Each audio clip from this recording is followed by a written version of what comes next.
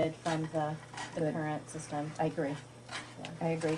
In my humble opinion, not knowing as much about politics as you do, but in my own diva way, I think it would be a huge mistake to take Elgin from this current at-large system of government to a mixed ward system. Just look at the troubles that Chicago has to deal with between all the aldermen and bickering, and why would anyone want that in here in Elgin? Ward against ward when it comes to benefits, like you got more snow plows than we did, and our alleys were plowed, or Jeff's, Alderman Jeff's alleys were plowed, but ours weren't. And I think you guys have it made. You're a microcosm of Chicago. You have all the same problems that we have in downtown Chicago, except they're on a smaller scale, but also all your services and all your perks and benefits are way more accessible than a lot of things are downtown. Seriously. Well said. I've had, the opportunity to observe, let us say.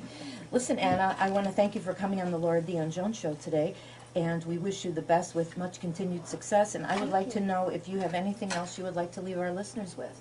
Well, I guess, excuse me, I'm running because I want to help Elgin move forward, as we talked about before. But fundamentally, I'm running because I really love this community, and I see so much potential in Elgin. And I think we've made progress, but there's still much more that needs to be done.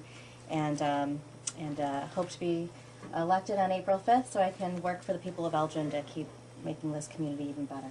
Get out and vote, everybody. And early, you can vote now, right now. Where, do you know? City Hall. Okay. Township. Who was the first one to vote? George Rawlinson was second, according to our scouting reports. He battled an 81-year-old. Oh, I heard about that. He pushed him down on the ground, didn't Sorry, he? old timer, I'm here to be in the top 5. I don't know if that's a true rumor, but he was second. Can I ask Anna a question? Yes, sir. As you know, Ruth Munson is from Waukegan and channeled to Northern Illinois to here. Did you know the family? I didn't, but Ruth and I have talked about that. We actually don't live far from each other. Didn't live far from each other in Waukegan. And did you go to Jack Benny Junior High School? I didn't. My brothers and sisters did, but my parents had moved. Did Ruth go there? No, but I don't know if she did. Did she? Yeah. I don't think she did. Jack Benny Junior High is just a legendary junior high town. Of course, Waukegan is where Jack was basically born in 1894. I didn't know that. He was born when he was born in Waukegan. Waukegan was part of Chicago, but they now claim Waukegan. I know it's tedious. February 12th, 1894, Waukegan, Illinois. And Ray Bradbury was That's from right. Waukegan. Wow, no kidding. George knows that. Yeah. Okay. All right. Thanks, Anna. Thank you. Thank you again. Thank you so much for coming in. Good luck in the election. Thank you. I really appreciate it. So, before we go on, we'd like to thank our very special sponsors. They would include, of course, the good folks at Taylor YMCA. You know, they have had such a great explosion with folks going out there with the EBLers that you should get out there. If you haven't been out there, they have got all the workout equipment, everything from A to Z as far as the good stuff going on. They're at 50 North McLean Boulevard, that great looking building right there. Give them a call at 847-888-7410. Also, Dr. Claire Elias, you know that she is an outstanding athlete in college. She went to Boston University on the row team. She's a fashion gazelle, as we learned last week, and a food expert as well. So she can do it all. Dr. Claire Elias is your chiropractic need. She's right there, of course, located at 2001 Larkin Avenue. You can give her a call, 847-888-9988. That's Dr. Claire Elias. And we'd also like to give a big thanks to Snob Hounds and Casey Toole, weekly sponsors of ours, without whom our show would not be possible. You're listening to the Laura Dion-Jones Show on WRMN, 1410 AM. So if you have something to say, tell us what you think at 847-931-1410. And no phone call? Not yet. I took a couple of phone calls that were unrelated to the show. Tell us what your next phone guest is. Well, our special call-in guest all the way from Brownsville, Tennessee is going to be Tim Davies from an organization called ARK-RAIN, A-R-K-R-A-I-N, an exotic wildlife rescue and preserve that recently suffered a devastating fire with the loss of almost all their beloved animals. So I have other stuff to talk about until Tim calls. Maybe he's feeding the kangaroo. Yeah, that's what I'd be doing. I mean, I would too. You should see Tucker the kangaroo on their website. He's so adorable. Oh yeah. And only very few animals survived this horrendous fire, and Tucker got his hair and his face singed. Well, and he looks sad. And what was the tie-in? You know these folks because there's an Elgin tie-in, is there not? Yeah, there's an Elgin tie-in, and I think the mother of Tony which is the wife of Tim. The mother of Tony lived in Elgin, correct? Don't That's you know right. that? Yeah. Well, You're George, up on that. well, George knows the family real well, and it's a very fascinating place they have, and quite a story indeed. So they do have a different time zone down there. So maybe I'm in Tennessee, aren't they in the? I think they're the same time They're the zone same? we are. They might okay? be. They're Eastern. All right. Oh, I you're think right. Indiana's the border. Yeah. So that might be George Rollinson's here. George, how are you? I was trying to get you to your Jack Benny. Oh, that's what you're impersonation. doing. Oh, I can do it now. I thought you were telling me to get out on No, with that. I- Well, I thought he was, Oh, he was well. giving you the sign like, get it moving. I'm get it delighted moving. to do a Jack Benny impression. Turn that camera away from me for just a moment, though, for the YouTube, because I have to get into Jack Benny character. Jack Benny goes something like this. Now you turn away as well. I And can't. Mr. Mike can watch. I never George has did seen that. it, so he's all right. Jack Benny goes like, "Well, for heaven's sakes, Rochester, you see and you know. Oh, Mary, Mary, Don, oh Don, oh Mary." You see it, Jack Benny. You see and you know. He would tell those stories. That's Jack Benny. I thought that was Jimmy Stewart. Ah, it's a Jimmy story like Sounds a oh. little like Ronald Reagan to me. Yes. Well, let me back up from the microphone. Oh, for heaven's sakes, Roger. Okay, so that's You Jack see Benny. and you know. Yeah. You know that. something? That was pretty good. Yeah. Take two. I saw on the news the other day that President Obama was bullied. Bullying is back in the news. Yeah, because of his name and as a youngster you're And he talking was about. tall and skinny and Sometimes I mean, in Washington he's bullied, but that's a political issue for Fox well, to talk about. Yeah. Did you know that 32% of teens ages 12 to 18 that say that they have been bullied at school and online? Well, when we were kids, we were picked on occasionally. The word didn't always come up bully, but we Picked on, we but were we picked didn't- on. We didn't know that. It was like, suck it up and give it you're back. Splitting hairs about picked on and bullying. We didn't call it bullying back then. Yeah, but it we was were called picked picked on. Now they People- call it bullying? Yeah. They call it bullying. There's a lot of cases out there right now that they're being picked on a little too much, but it's just all being picked on. Yeah. It's real sensitive. Either way you look at it, it's real sensitive. Yeah, I know. when we were kids, we had to walk home. With junior high, we walked home. We took walked the bus, everywhere. But we walked home, and if we were in 7th grade, the 8th graders would pick on us a little bit. But fortunately, because we played baseball, George, sometimes they'd already played in baseball teams with the 8th graders. They would say, leave the kid alone. So baseball was a very social sport. So that's my only bullying I story. remember there. plenty of times running home as a 7th grader Yeah, and walking those home are the as an tough 8th years. grader. Those are the tough years. Yeah. I'm telling you. Because people were picking on you? Yeah, you're Wow. like a freshman. Come on. There's Rhine Day, and when you get to high school, there's Rhine Day. You get your face drawn on, Oh. It's called Rhine Week or Rhine Day, and it used to be. And of course, it's bad. We talk about how bad it is now, but I'm here. I'm living proof that it's livable. We got through it. I was a freshman once. You were a freshman once. Oh, I sure was. to And me, you know what? I wasn't allowed to shave my legs or wear makeup when I was a freshman, and I had blonde hair, like chicken fuzz on my legs. And I remember one day all the Wow. football players were sitting on the steps of Chicago Vocational High School, and they were suiting up for practice, and I was walking by, and some guy goes, "Hey, gorilla leg."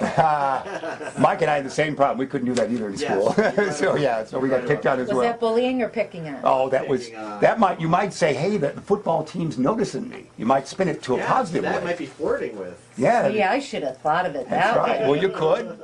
So I went home, got my stepfather's, those old Gillette razors, Yeah, the sure, double edge, sure. and just carved up my legs. I had no more hair, but I had no more skin on the legs either. Okay.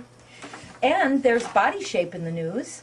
You've heard about body shape. Not Switching until your gears. legs. This is the first I've heard of this. Well, you know what body shapes are. Apple and pear. Oh, Apples are thicker yeah. through the waist. Oh, where you're going to have a heart attack or yeah, if you look pears at- yeah. carry their weight in their hips. I'm more pear-shaped than apple. But I heard it's no difference anymore. So when you look at it. Exactly. But apple shape are 3 times more likely to suffer life-ending diseases as pears are.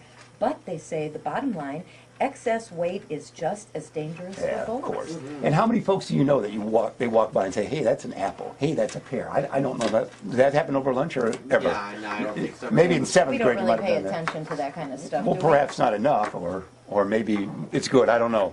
Listen, I have something else that I'd like to talk about, and teen drinking is in the news the other day. Yeah. And the question was, how do you teach your teens to drink alcohol responsibly? Question mark. Wow. And they say, the experts say the law requires us to learn how to drive before we can legally get behind the wheel of a car, but it does not require us to learn how to drink responsibly. So there's half of the equation missing here. And kids no longer wait to experiment till they're 21. I know we didn't, and that was back in the day also. They say 11% of alcohol drinkers are under 21, and 6% of kids ages 12 to 14 say they drank at least in the last month. Do you believe that? No. And that's over, if that's the case, that's over 700,000 kids who are drinking. And where do they get the alcohol? Parents. Probably the same place we did, our friends, yeah. older siblings, parents. And the question is, should parents let their kids drink alcohol at home? Yeah, well, that's a safe question in the modern day. You say no. It's just, there's no situation. Your guest is on the line. He's so. on the line, but could we finish this thought? Go ahead, yeah. You would. No, Well, I'll say no. okay, the question is, should parents let their kids drink alcohol at home? Number one, it's better to learn at home than in a controlled environment.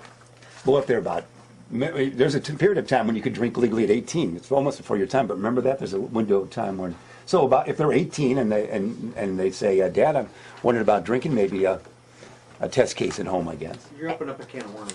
Yeah. Well, then, number two, when alcohol is accessible at home, it exposes teens to drinking, which in turn leads to binge drinking. And I don't agree with this at all, and you want to know why? Go ahead. Why? Because here was my parents' thinking. Now, my mother and stepfather and I were not all very close, but there were a few things that they did instill in me. And here's what they said: you want to drink? Here it is. Mm-hmm. You can have anything you want. We'll make it for you. You don't have to sneak or drink behind garages in the alley or elsewhere like a lot of my friends did. You know, if you want to taste a screwdriver or White Russian or it's right here. I'll make it for you. Right. Taste it here. Uh-huh. So when it came time to, hang with my friends, like at 96th and Commercial or wherever, and they were giving all their older sibs or somebody, money to go buy MD 2020 or Boone's Farm or, one of those, what we drank Got down when we to were science. underage. Just call by name. too. They taught me to drink responsibly, so drinking never was a big deal for me. Until this day it isn't. Now I don't drink because I'm allergic to alcohol, but I want to tell you something else.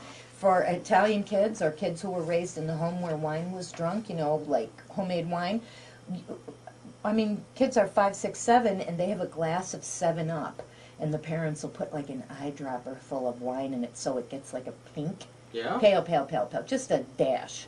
So the kids feel like they're drinking. And I think if you demystify drinking by teaching responsibility at home, it takes all the power. It takes the allure away. Okay. And I know it did for me. Drinking was never a big deal. So why sneak around like a little rat when I could have anything I wanted at home? Okay. What about your friends who came over to your house just so they can drink at your house because it was No, allowed? my parent, that wasn't that's where allowed I'm- for my parents. That's where you open up a can of worms. No. I'm going to go hang out with Laura because I could drink wine at her house. Oh, no, that wasn't the case. It was for me because my parents didn't want me going sneaking around with the kids. And But what about your best friend? she had to get it at home. Your best friend could come over and drink, but her parents had to come with you. Oh, without question. Would that be acceptable? Oh, if her parents were there, yeah. No. But not drink. I'm What not did we saying drink? We took a couple of sips, we couldn't stand it. Come on. You know what that stuff tastes I like. rummaged through my best friend James's grandparents' basement in his bar and tasting every liquor that was down there until I couldn't see straight anymore when I was 14 years old. You're Wow. kidding me. No, I'm not kidding you. Then he had to drive home after that. And did I know back then that was binge drinking? No, but I did it. I had to check it out. Although, if my parents had shown me what it was, I wouldn't have done it. You're See? absolutely right about that. That's good. But I would need to check it out. I've already done it. Good story. See? See, So, right. so what do you say? Take responsibility for what we're letting happen in our own homes so kids will carry it with them wherever they go? Yeah, Worked for me. absolutely. But there's still adults that can't accept drinking right now either. 40, 50-year-old, they're no longer experimenting, they're drinkers. Yeah. Yeah, but one wonders when they started too. Individual Don't you think? cases. Individual cases. So listen, I think our special secret guest, Tim Davies, is on the phone from Brownsville, Tennessee, from Arc Rain. Is that you, Tim? I'm fine. Welcome. Listen, tell us about Arc Rain. Well, the Wildlife Sanctuary is an exotic animal rescue out of Tennessee. My wife and I originally grew up in Streamwood, Illinois there. No kidding. Yes, we both went to Elgin High School and lived out in Elgin for quite a few years, and then eventually we moved to Tennessee and ended up opening up a exotic animal rescue called the Arc Rain Wildlife Sanctuary. Why did you get into that? Why did you get into exotic animal rescue? Well, I've been involved with exotic animals almost my whole life, and my wife also has been involved with animals most of her life also. At one time, I owned a pet store in Hanover Park called Kingdom Creatures Pet Store. A lot of people in the area probably remember it. It had a lot of exotic animals at the store. I hated to see, animals being sold at pet stores and going out and coming back unhealthy looking. People didn't take proper care of them.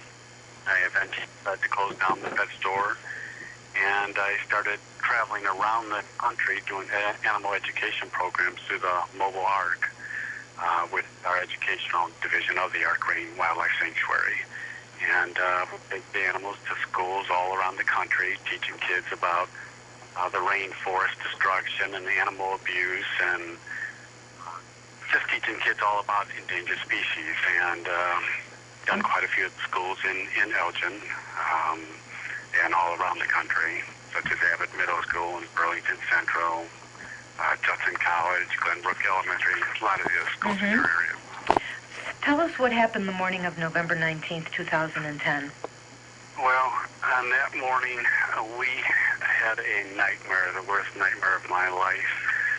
My wife and I were asleep in our bed, and it was about 8 o'clock in the morning. We heard our dogs barking, and weren't quite sure what it was, but my wife got up to go see what the noise was, and when she opened up our bedroom door, she screamed, "Oh my God." And I could hear the crackling noise. I knew what it was right away when she opened the door. You're giving me chills. The house was on fire. Oh, no. The smoke was just, starting to spread throughout the house, but the fire was confined to just an area in the kitchen. And by the time I got up and looked, I said, "Oh my God, we got to get out of here." And I said, "Call 911." My wife started heading for the door to try to get out, and I said, "I've got to go try to rescue the animals in the house."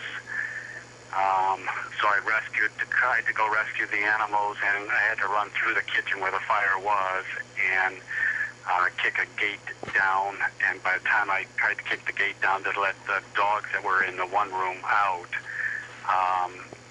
all of a sudden the smoke went from the roof all the way down to the ceiling, or from the ceiling all the way down to the floor.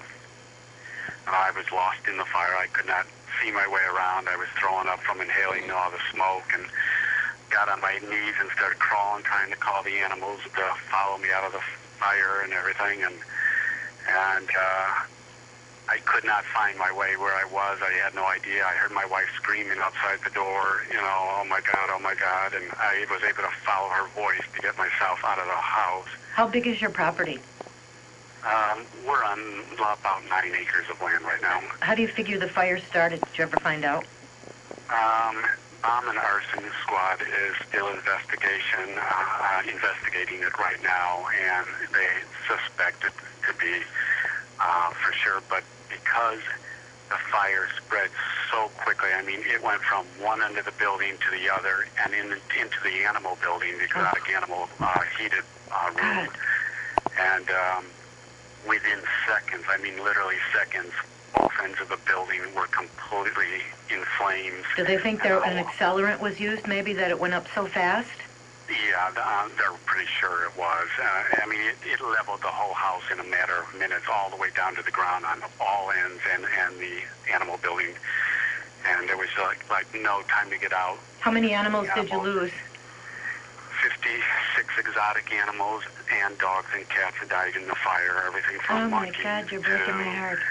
to spring haas, to armadillos, to all sorts of animals that we have rescued over the years. I know you have a kangaroo named Tucker, and I saw his picture on your website, and it broke my heart. Yeah, Tucker was kind of a little hero in the whole matter. I mean, Tucker we rescued when he was young, and he used to live in our house for the first couple of years. And when we ended up putting him outside in an exhibit in the outside area, he used to always jump up on the air conditioning unit outside our bedroom window and look in the house. And and he'd watch TV. He loved watching TV. Can you imagine a kangaroo watching TV? Yeah, and so when we moved him outside, he still wanted to watch TV, so we'd have to sit there with our window open so he could look in the window and watch.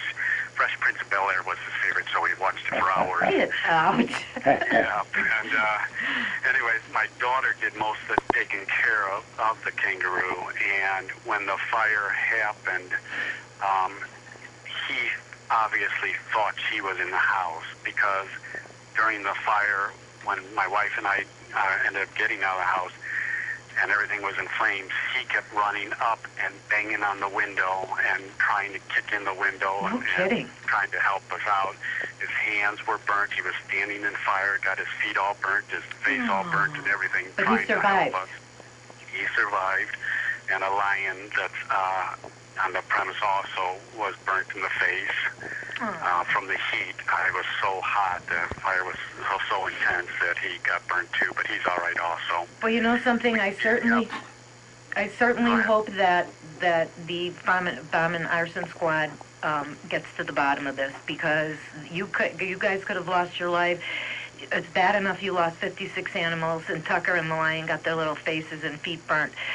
But you, your wife, your daughter, heaven forbid, poo-poo, cancel. You know what I'm saying? This is like jail It was kind time. of ironic. Out of the fire, the animals that were in the fire, only 2 animals were able to get out. They followed Tony out.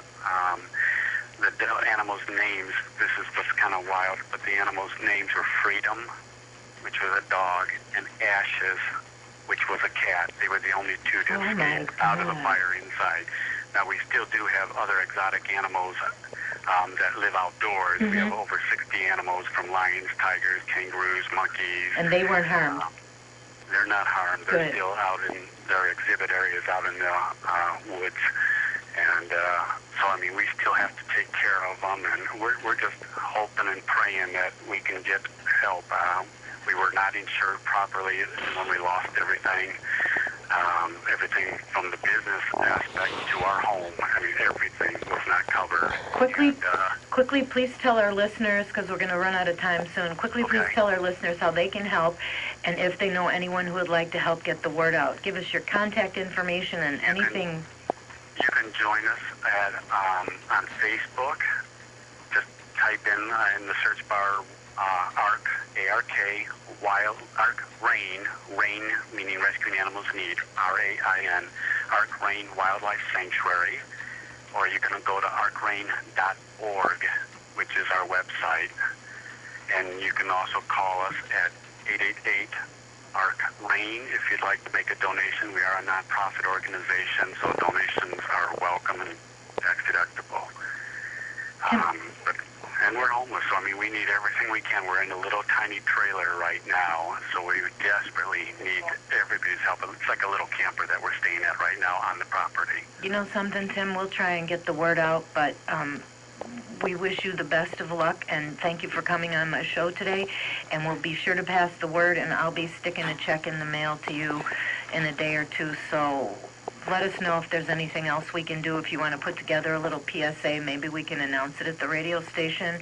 You know, if you email me at, through George or something, we'll get something going, and we'll try and do our best. That'd be great. Donations, large or small, it doesn't matter. Every little bit helps. How far are you from Memphis? How far are you from Memphis? About an hour from Memphis. Okay, because I have some Memphis pals that maybe I can alert to the situation, and Okay. maybe I'll they give can. a P.O. box if anybody wants to mail a donation. They can mail it to P.O. Box 721, Brownsville, Tennessee 38012. Thank you so much for coming on today, and God bless you, and I wish you all the best. Thank you. Please pray for us. I Thank am. you very much, everybody. Bye-bye. Is that not heartbreaking? Yeah, Joe just walked by the station. She was crying. They think it's arson. Well, They think it's a it neighbor. sounds like it was. Jail time, honey. Big jail time. If those, thank God, I can't say thank God no humans got killed. 56 animals were How lost. can you take that back? You can't take it How back. can you possibly even begin 56 to take that You back? can't. You can't. And if you go to their website and see Tucker's picture, the kangaroo, I was crying last night when I was looking over his website. I had switching gears a little, I had some spring fashion buzz to tell you all about, but now that we're getting down to the home stretch here. You're listening to the Laura Dion-Jones Show on WRMN 1410 AM. And I'd like to thank my gang, Jeff, Mike, Valerie DeSwan, and thanks to our special guests, Ann Moeller, candidate for City Council, Elgin City Council, for coming into the studio today to talk with us, and Tim Davies from Arc Rain Organization, an exotic animal rescue and preserve in Brownsville, Tennessee. So try and make a little donation and help Tim and Tony rebuild their ark any way you can. And of course, thank you to all of our loyal listeners. Next week's guest will be Tish Powell, also running for Elgin City Council, and Ken Miller, who's running for mayor of Naperville. And on April 13th, the author Dale Koppel, a PhD from Boston area, will join us. Her book is called The Intelligent Woman's Guide to Online Dating, and she'll be here along with a few of my gal pals from the Fox Valley and Chicagoland area to weigh in on their internet dating experiences. And one of my gal pals is Laura Shack. And so you single gals and guys don't want to miss this edition of the Laura Dion-Jones Show. And then on April 20th, we'll give the guys a chance with some guy talk with an incredible array of physical fitness gents who are going to be here to dish and give some guy secrets. And be sure to tune in every Wednesday afternoon from on WRMN 1410 AM from 3 to 4 p.m. Central Standard Time to find out what we're up to here on the Laura Dion-Jones Show. We guarantee it's always entertaining, surprising, and fun, I hope. So listen, $5 a gallon by summer gas. Okay. Let's write Obama and all our congressmen to let them know of our displeasure. And I hear 50 cents a gallon goes to state taxes. You know that? I'm not displeasured by it. You're not displeasured by $5 a gallon? No, why would I be? I am. It's better than $10 a gallon. That's a way to look at it, but it isn't as good as $2 or $3 a gallon. We'll never see those prices. $3? You just wake up. It's just the way it is. Come on, in East Dundee, I paid $3.55 a gallon for premium today, and a sign over on by Claire's office was $3.89. Give me a break. Do you remember what it was 85 cents a gallon at full service? They'll That was check your before tires, my your time. oil. Listen to me. I got to thank Snob Hounds. I got to thank Clara Leos, the YMCA. Thanks again, Casey, for making this show possible. We love all of you. Thanks for listening. Semper Fi. We'll see you next week.